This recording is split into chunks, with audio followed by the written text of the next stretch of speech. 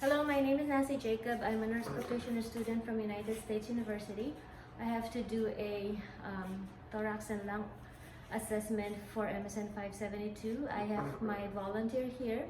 I'm gonna get his consent, but before this, I wanna let you know that I am using the selfie mode of my phone, and I am gonna go ahead and sanitize my hands.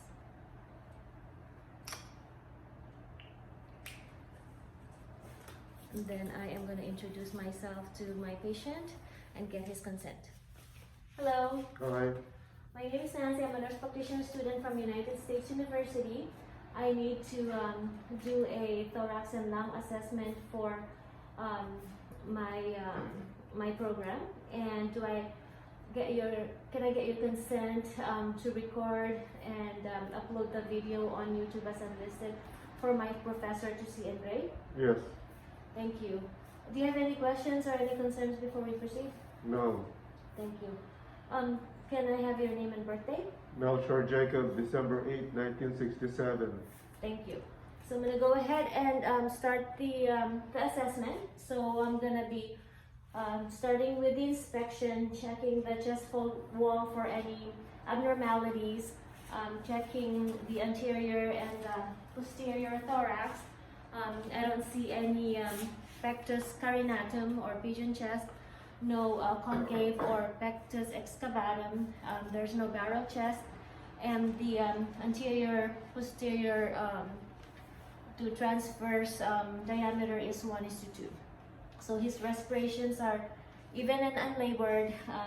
The respiration rate seems about between 12 to 14. I don't see any retractions or any accessory muscles being used. Then I am gonna check his nails to see if there's any clubbing. I don't see any clubbing. His nails are pink, and I don't see any cyanosis. Do you mind if I check your lips? Okay, his lips are pink. I don't see any cyanosis either.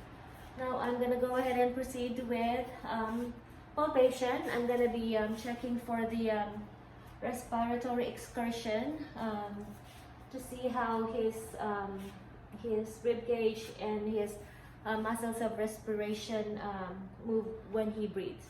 Okay, so I'm going to be doing the anterior and posterior side. So I'm going to hold my thumb loosely against his chest, and I'm going to have you take a big, deep breath. Okay, good. Exhale. Good. Okay. All right. Exhale. Okay, and then I'm gonna do the posterior respiratory excursion. I'm gonna turn you around. Okay. Okay. So I'm gonna hold it at the T10 level. Go ahead and take a big, deep breath in and out. Okay, good. Again, big, deep breath in and out. Okay, good. So, we'll turn you around. Okay, so his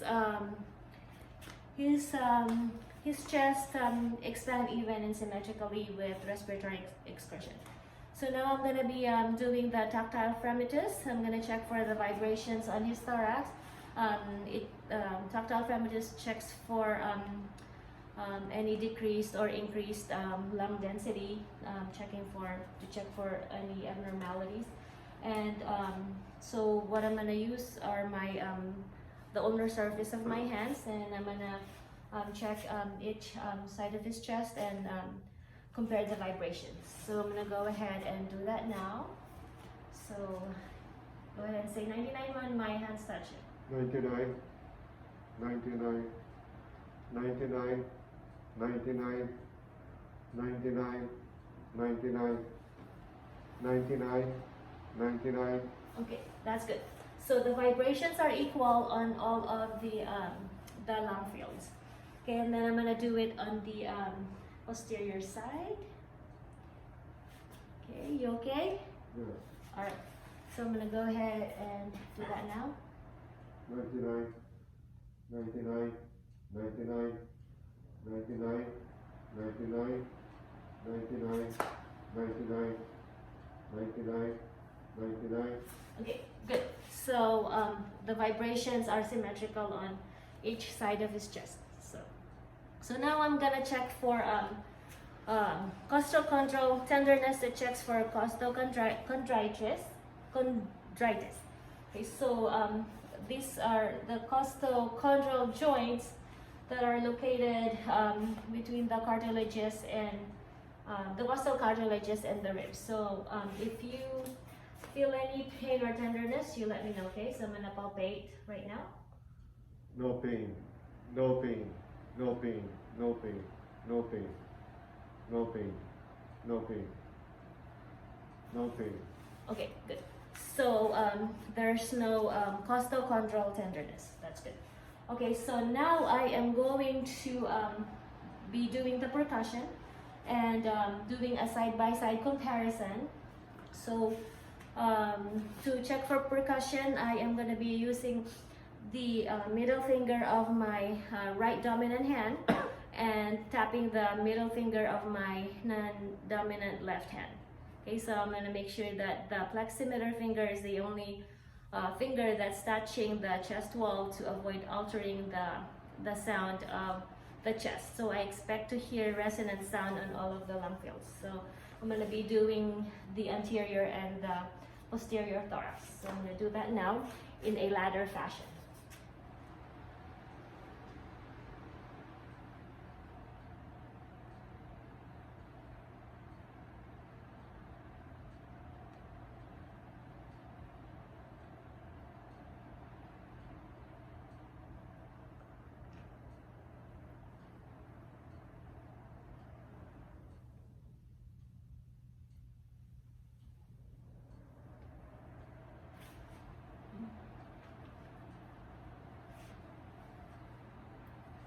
Okay, good. So I heard resonant sound on all of the percussion area.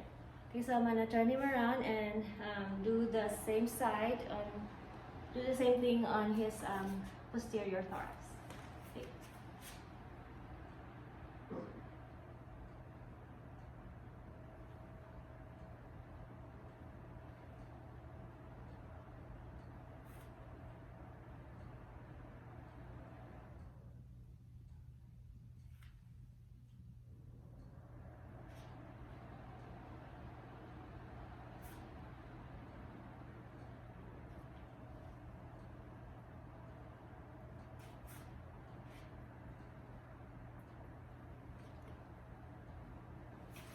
Okay, so resonant sound heard during percussion on the posterior thorax.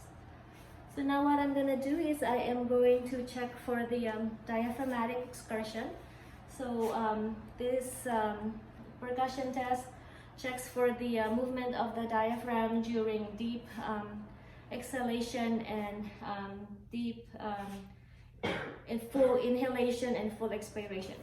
So I'm gonna instruct the patient to take a big deep breath, exhale and then hold it in, and I am going to percuss to the level of absolute dullness, and then I'm gonna mark that level and then have him inhale again and hold that, and then I'm gonna mark that level again. So I am expecting to see a measurement of 3.5 to 5 centimeter, which is the normal reading.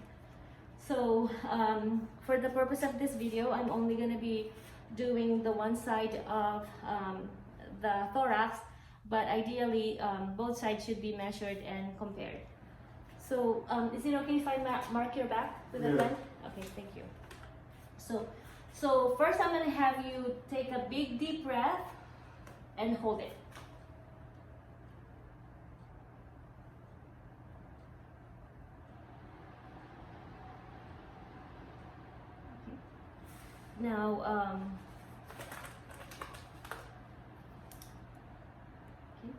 Now, take a big deep breath, inhale and exhale, and inhale and hold it.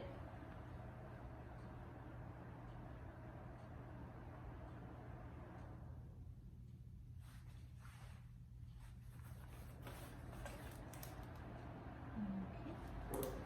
All right. So I am going to measure that the measurement is at 3.5 centimeters, which is a normal measurement. Okay, so now I am gonna be doing the auscultation on all of the lung fields, the anterior and the posterior. So I'm gonna auscultate with a side-by-side comparison. I expect to hear bronchial sound on the trachea, bronchovesicular sound on the first and second intercostal space by the sternum, and then vesicular sound on all of the lung fields. So I'm gonna auscultate using the ladder fashion as well on the anterior and the posterior portion of the thorax, and the left lateral, the right lateral, and the apices. Okay, so I'm gonna go ahead and start with the posterior thorax. Okay, so I'm gonna need you to take a big deep breath with your mouth open. So breathe through your mouth. Good.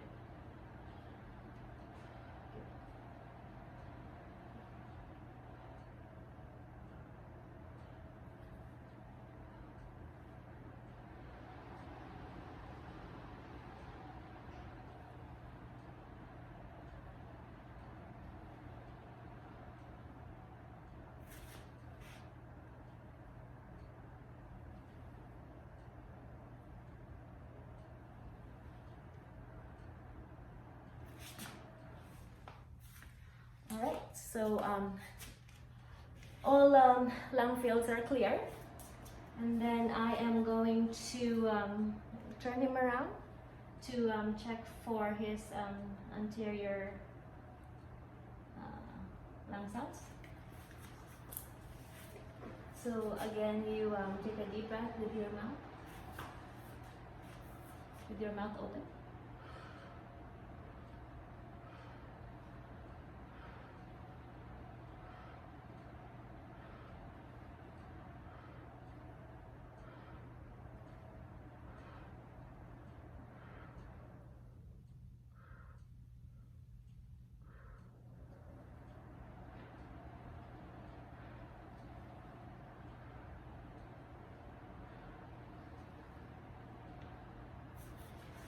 Okay, that's good.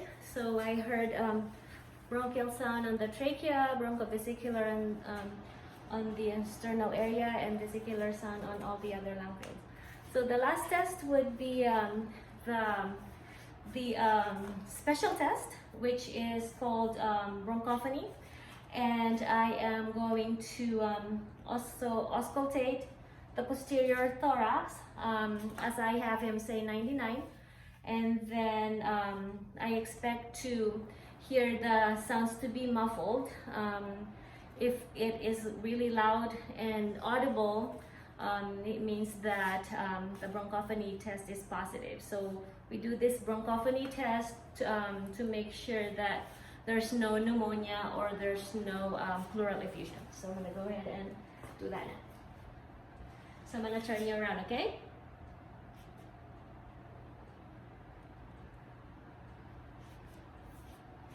So when your back touches my stethoscope, you say 99, okay? 99, 99, 99, 99, 99, 99, 99, 99, 99,